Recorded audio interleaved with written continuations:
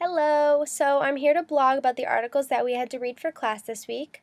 The one that really caught my eye was using the technology of today in the classroom of today, but more specifically the section that talked about video games, because I'm not someone who would really encourage video game play because we just hear so many bad things about how it's a bad waste of time, and I used to always think that playing outside would be much more beneficial.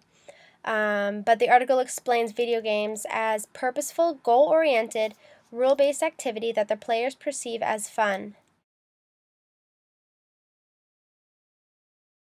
And a benefit to video games is that if we were going to use it educationally, it's a type of technology that the children are already familiar with. The article said that in a given week, the average 8th grade boy will play video games for 23 hours, while a girl will play 12. So if we were going to use it as any kind of send home assignment for the children, they could definitely find the time to do their video game homework if it was an interesting game. One of the games that the article talks about is World of Warcraft.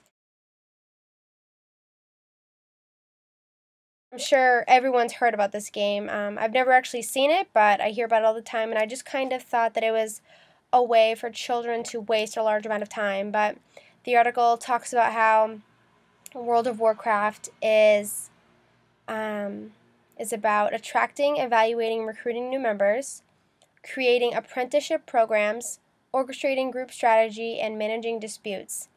And these are skills that are most definitely used in the workplace, and I think that it would be very beneficial to use this video game to train for a job that use these types of skills. And video game training is already used in the medical field and in the Department of Defense. And so if these two fields are using video games for training, then it must be a great way to train employees. And another video game that the article talked about was Lore of the Labyrinth. And the primary goal of the game is enhancing pre-algebra math skills, and the secondary goal is literacy.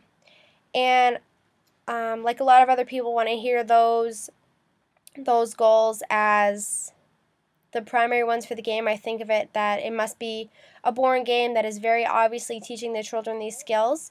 But when I read further, it says that Lore of the Labyrinth is a puzzle game, and you lose your pet and you have to go into an underground factory populated by mythical monsters who are stealing pets. And right off the bat, this sounds like a very interesting game that I would love to take a look at. Players can give each other advice on message boards, but the puzzles are never the same twice, so you'll never be giving away any answers, which is great. And a lot of these skills that they use are skills that can be used on standardized tests as well, which is something that every teacher has to deal with. And some of the skills also used in this game are forming hypotheses and testing and altering single variables. So there are so many different benefits to these games, and I would love to see how they can be further used in the classroom. Thank you.